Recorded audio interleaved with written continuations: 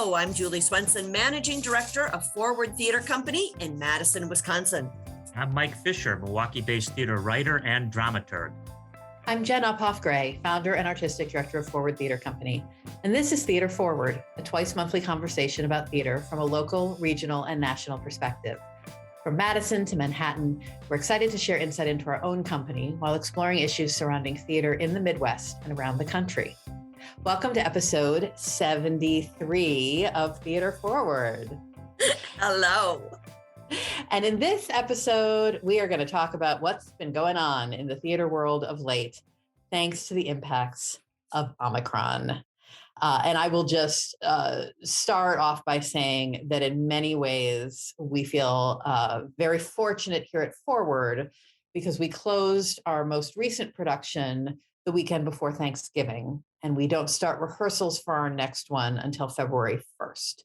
So in many ways, we have been spared the worst of the complications and decision-making that many of our peers have been struggling with over the past, 4 to 6 weeks.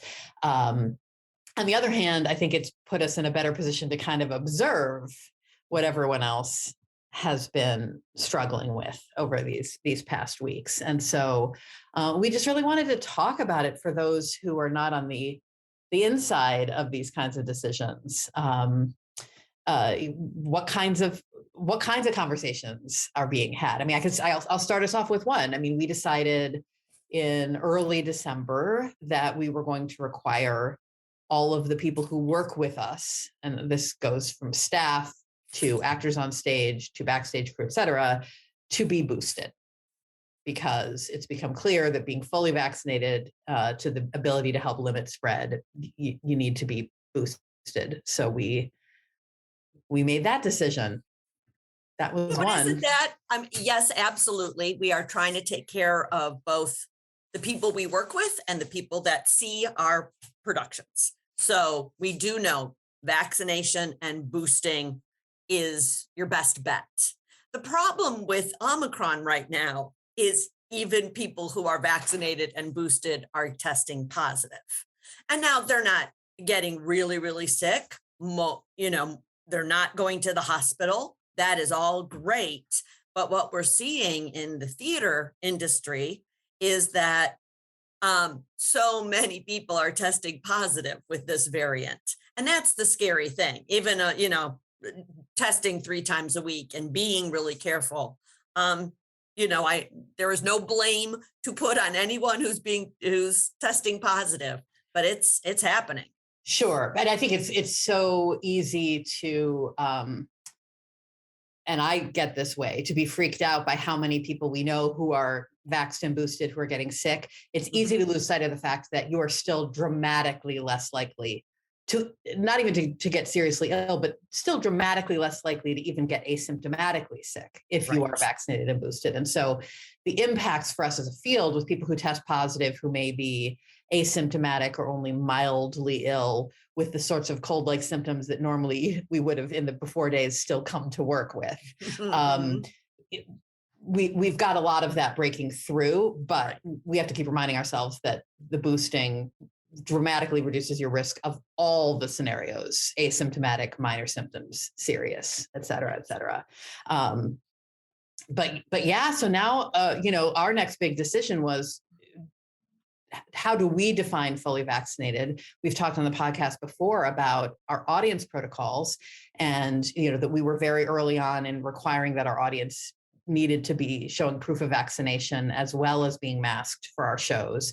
And now, do we change our definition of what it means to be fully vaccinated to include having been boosted? I hope so. I mean, Yeah. that's where you see places going. I mean, starting with it started with the Met in New York was the first that I can recall, about 6 weeks ago or a month ago, that said they were going to require boosting. The public in New York is going even further, which is going to require proof of boosting and proof of a negative test.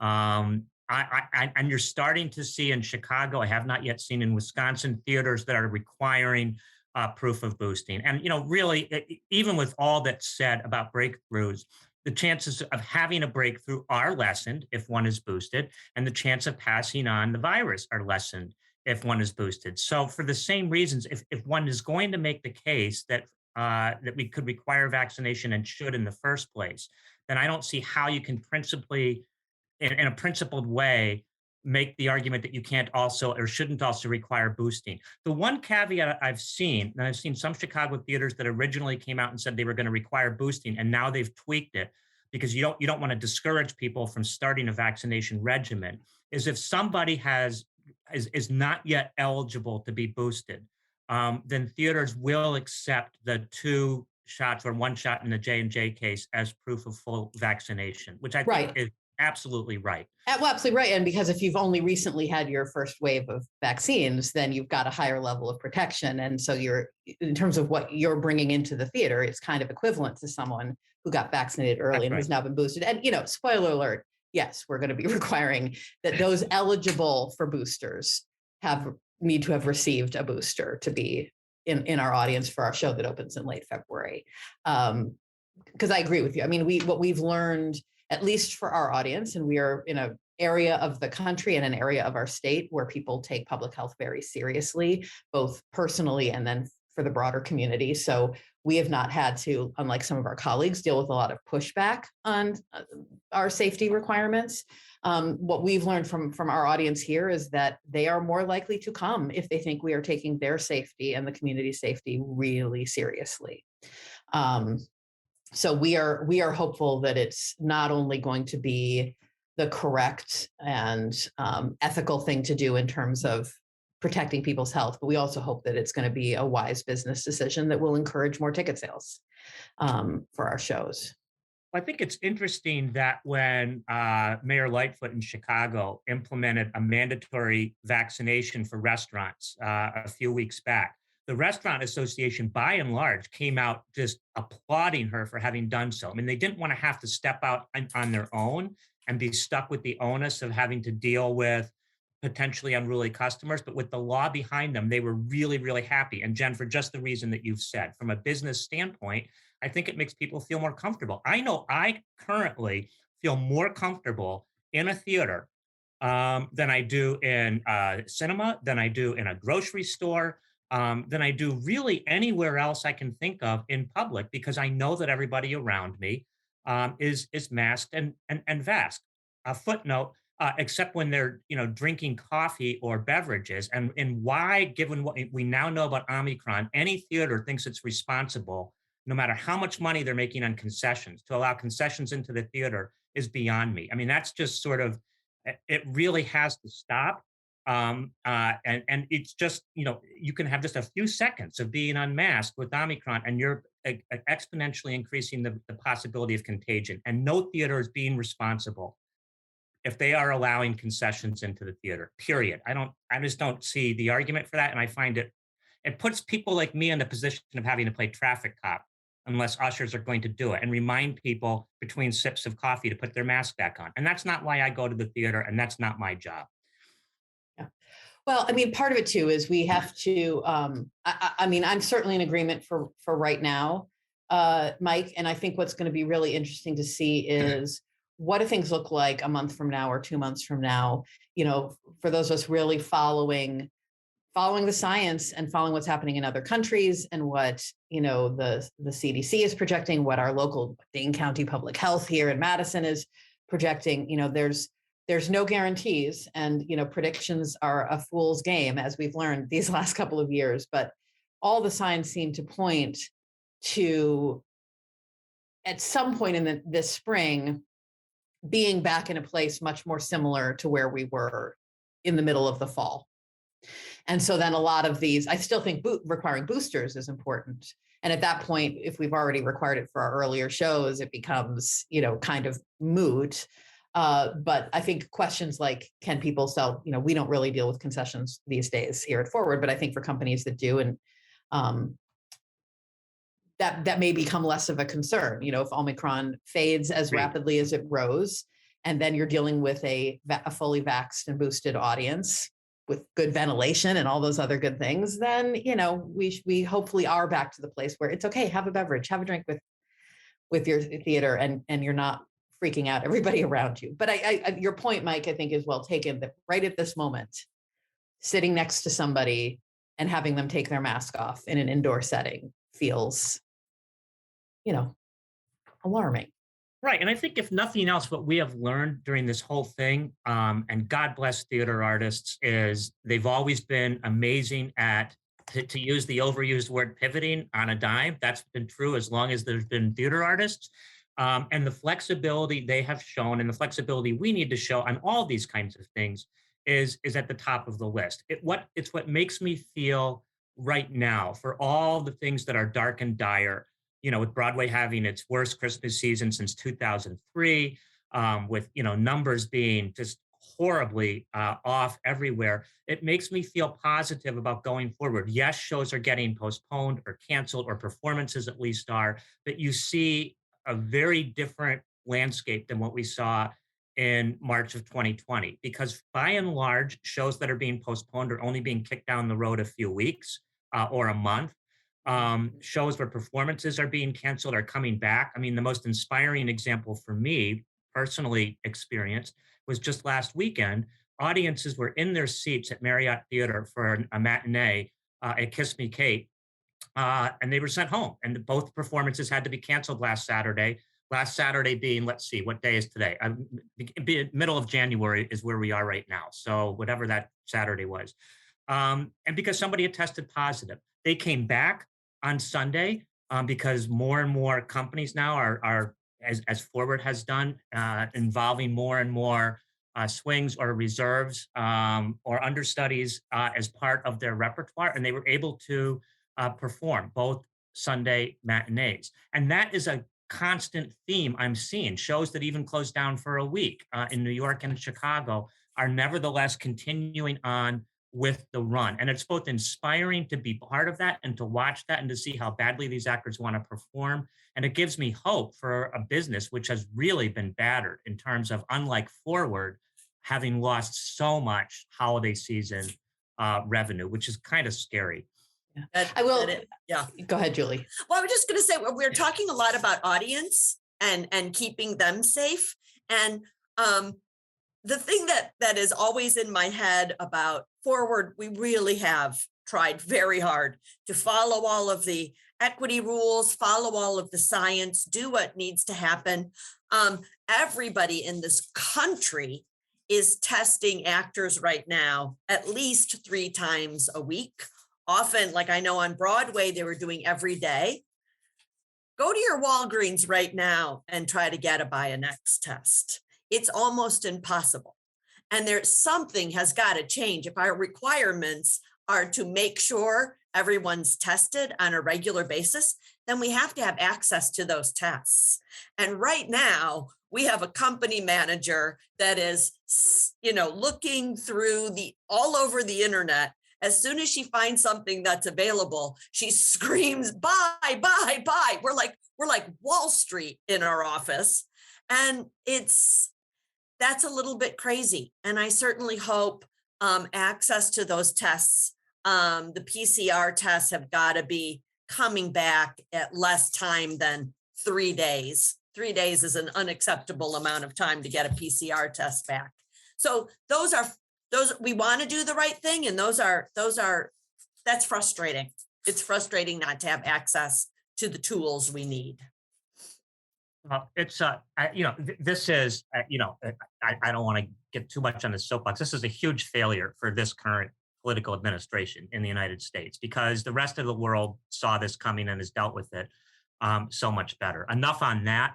I mean, one of the reasons Mrs. Doubtfire postponed for 2 months in New York is because testing was costing them $30,000 a week for exactly the kinds of reasons, Julie, that you're talking about. Tests just cannot be had. I am nervous about, 3 shows in New York in ways that to me seem like they're doing an end run around union contracts, postponing for as long as they are. That's Mrs. Doubtfire, Mockingbird, and Girl from the North Country. That should be negotiated. It's not being negotiated with the union. There's no guarantee that these actors who are being laid off are going to be able to come back. No contractual guarantee. that is, they're losing equity health weeks. And I get it from the producer's standpoint. I mean, Mrs. Doubtfire lost $3 million in 1 week, $1.5 million in expenses and $1.5 million in return tickets before they made the decision to postpone. So the producers are in a tough spot. I understand that, but there's got to be some more cooperation between the Theater League and the actual, and between them and equity to sort of work out a fairer solution to how this is going to go. Yeah, I mean, I will say, I mean, that's the world of commercial theater. It's different when you work for a nonprofit and you're mission driven and you have a lot of your revenues that come from places other than ticket revenue. Yes, it is horrible and awful for those artists. I'm not sure what else those producers are supposed to do. And I honestly don't know that the union is focused on or interested in coming up with a compromise for those producers at the moment. And I know that there's been a lot of talk about the rescue plan funds that a lot of those Broadway shows got. Some of them got, as much as $10 million. And again, I'm not trying to defend, capitalism or commercial theater or any of that. But as you say, if you lose $1.5, $2.5, $3 million a week, that $10 million that also helped pay for, the theaters that sat empty and the rent and the utilities and then having to refit costumes and go back into rehearsal. Like, it's really, really, really expensive to make theater. It's incredibly expensive to make Broadway theater. And you can't run it losing that much money. And so I this is not to say that the producers were right or wrong, or that I don't think staying open or closing for only a couple of weeks solved the issue. These are normally very, very quiet, slow weeks under normal circumstances for Broadway ticket sales. And I just going back to something you said earlier, Mike, you're right. A lot of theaters only postponed their shows for a couple weeks or a month, but I know a lot of regional companies that postpone shows into next season. Yes. For companies like Forward that don't have control over our spaces, that we share our performance spaces with other organizations. It's not always feasible to just tweak your schedule. Sometimes you have to completely upend it. And so for a lot of companies, this last 4 to 6 weeks dealing with Omicron has forced some of the same kinds of tough decisions that the early days of the pandemic threatened us with. Either moved it or ended the run prematurely. That's happened quite a lot as well. Yeah. It's interesting talking a little more about Broadway, because I think that's been a focus of a lot of people's attention, and understandably so, especially over the holidays when there's so much happening and so much news happening. It was very easy to get the sense that everything was closing because so many performances were getting canceled due to exposure. But I do think it's worth noting that most of the plays were able to keep going. I mean, they might have had a canceled performance here or there, but many of the plays were able to keep performing during those weeks. And I think for a lot of the same reasons that it feels maybe less scary for productions like the ones we do here, smaller, easier to have an understudy to performer ratio that is sustainable. You're not going to have a big 30-person cast Broadway musical and have 30 understudies 1-to-1 all ready to go on. But you could do that in a play with a cast of 5 and have 5 understudies. I mean, that's kind of the approach we're taking here. And that combined with the fact that there's less, singing and dancing and crowded people on stage. I just think that the stories of the plays that were able to keep going, the productions that were able to keep going, got lost in the stories about all the cancellations. And I think it's important to hold both those things in our mind at the same time, because it is possible to continue keeping shows open. And, some extraordinary measures. I mean, was it Thoughts of a Colored Man, where the playwright went on for a performance holding his script, things like that, which feel exciting and that sort of like, let's put on a show in a barn can do energy that we're so used to here. I got to see, oh, go ahead, Mike. No, go. Well, I was going to say, this sort of ties into a slightly different topic, a related topic. I was fortunate to get to see the first night streaming performance of Clyde's, Lynn Nottage's play Clyde's, which streamed as live streamed from the Broadway house for the last 2 weeks of their run. And it's a whole separate conversation, this idea of streaming live. I think that's I don't understand that. And we that first night they were doing it, it was a great example because those of us with the ticket for that night missed the first 17 minutes of the play because the stream wasn't working, but the play was going on ahead in New York. I'd read it, so it was fine.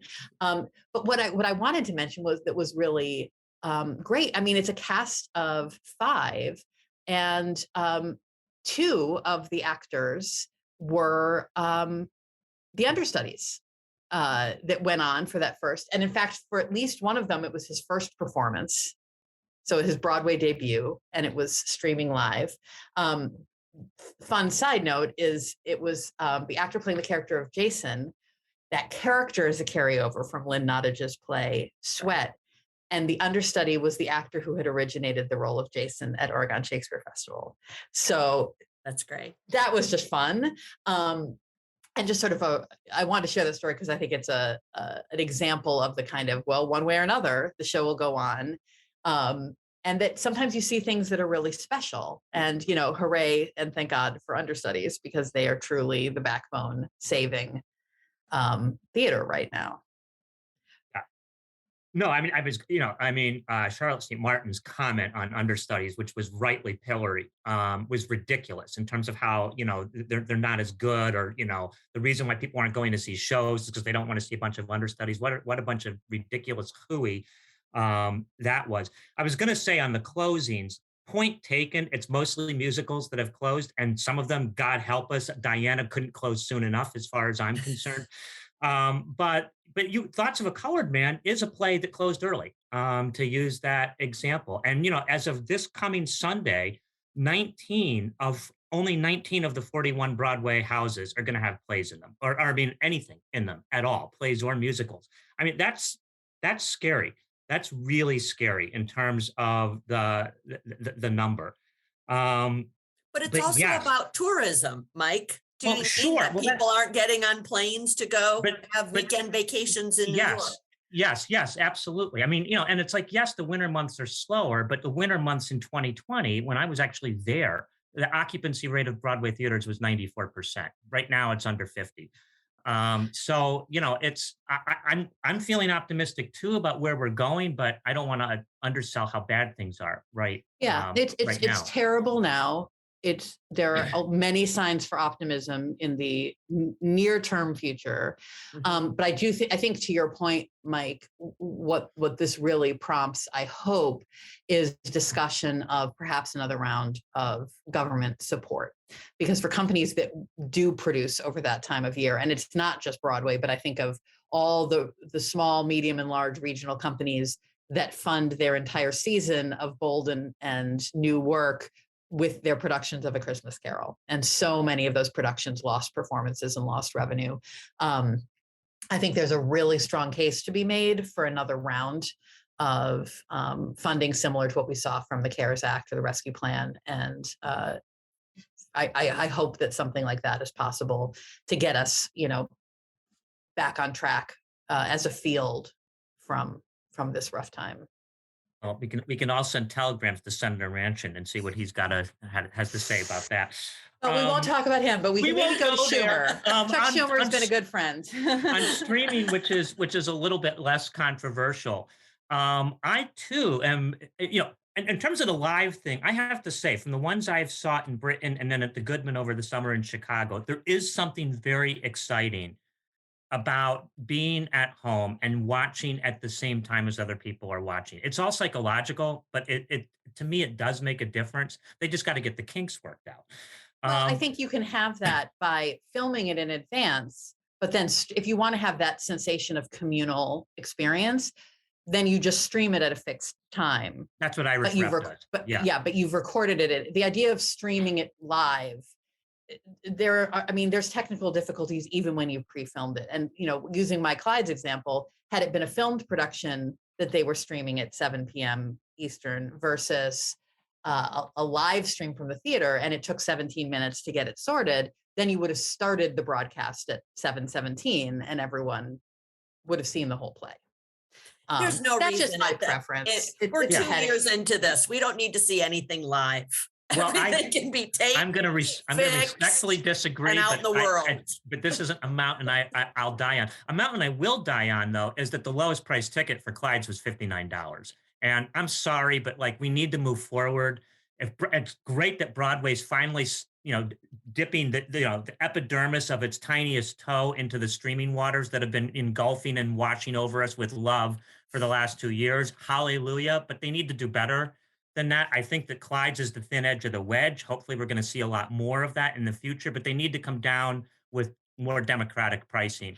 Yeah, I'm not going to affordable. criticize them on that, though, because they're the first ones being brave enough to actually do this. And they had to come up with a scenario where the licensing houses and the unions and everybody else would sign off on such a bold experiment, which maybe doesn't feel bold for the regional companies that were doing this all during this COVID time. Mhm. But for Broadway, this is an enormous achievement that they even got people to agree to let them try it. So I want to give all kudos to Lynn Nottage and the producers of Clyde's and the unions and everybody else who made it happen. I have no idea how many of those $59 tickets they sold. I hope it was all of them. And yes, obviously that is not a sustainable, accessible ticket price, but for an experiment like this, I think just all kudos. And I'm just so grateful because as we've talked about on past episodes of the podcast, we really hope to continue offering streaming as an accessibility option, even as COVID fades, knock wood, from our lives. But we can't get there in terms of the permissions and sort of industry standards for doing that. We need bigger players like the Broadway producers to kind of tread that path. So I'm just so glad that it happened at all. Jen, question for you, both in terms of Hear It Forward, where I have a little bit more insight into the process, but also in terms of your discussions with other artistic directors generally. Is this latest hiccup, on top of everything we've already been experiencing, influencing what people are thinking, what artistic directors are thinking about programming for next season? I'm not hearing that from people. Does not mean that it's not. Right. It's not for us.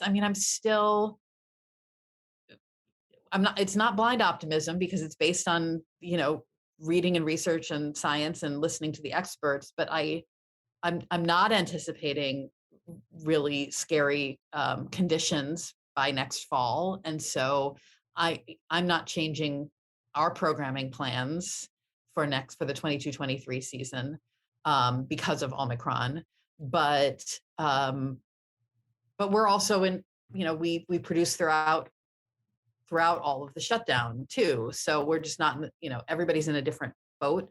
All of which is to say, to answer your question, it's not negatively impacting my planning. I haven't heard others say that it is, but I'm sure there are many companies out there where it has been an impact. If only for companies, if they took a major financial hit during these last weeks, they may need to be more conservative next season. For that reason either alone. smaller shows or a real effort to do the audience winning this will bring in the big groups, because I do think that there are a lot of our peers that have been significantly impacted financially from this pandemic. Yeah. And I am worried about them.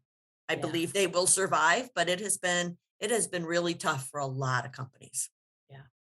I want to sort of wind us up. We've been talking for a bit about all of this, fingers crossed that as we meet for future episodes, we will already be seeing, happier news and improvements for not just for our field, but just for, public health in general. I do want to just take a minute before we wrap up to just pay a really quick tribute to our colleague in the field, Terry Teachout, who we lost very unexpectedly last week. You know, fellow theater podcaster. He was one of the triumvirate for Three on the Aisle for many years, and a critic, as the critic for the Wall Street Journal, someone who was one of the few truly national critics for theater in the country, and who really did make an effort, even before the pandemic, to cover theater around the country. And during the pandemic, I think was one of the first to take really seriously the responsibility to help uplift good theater that was being made for streaming. And we were really honored that we came to his attention here at Forward with a couple of our streaming productions in early 2021. And we were really looking forward to deepening our relationship with him in the years to come. And you know, he was a smart man and a passionate defender and advocate for theater, and is gone much too soon. And it's just a tremendous loss.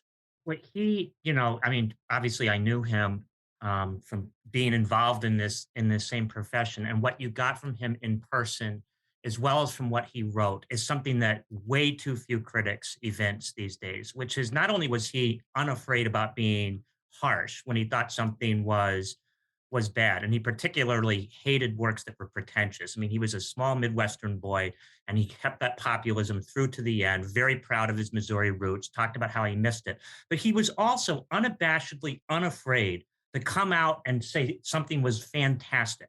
And too few critics pull their punches that way too. They feel like they have to have one sort of criticism in their review, or they won't be taken seriously. And if Terry loved something, you knew he loved it.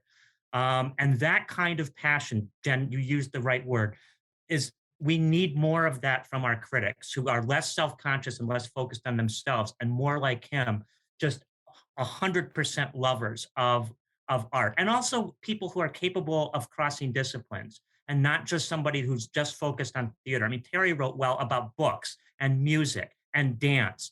And to the degree that somebody can take the time to learn more about some of those things, it will inform and make better their theater criticism. It certainly did with him. A great loss. Well, Yeah, great. we send our condolences to his loved ones and his colleagues, and we will be continuing to be inspired by his body of work. But for now, we will say that is it for this episode of Theater Forward, a conversation about theater in Wisconsin, the Midwest, and America. Thank you so much for joining us. I'm Jen Uphoff-Gray. I'm Julie Swenson. And I'm Mike Fisher. Our podcast is produced by Scott Hayden, and you can follow us or share your thoughts on Facebook and Twitter at Theater Forward. Theater is always spelled with an ER. And if you enjoy this podcast, don't forget to subscribe to us on Apple Podcasts or wherever you might tune in. And please be sure to leave a comment. We'd love to hear from you. We're so grateful to have you listening, and we will be back soon for another Theater Forward conversation.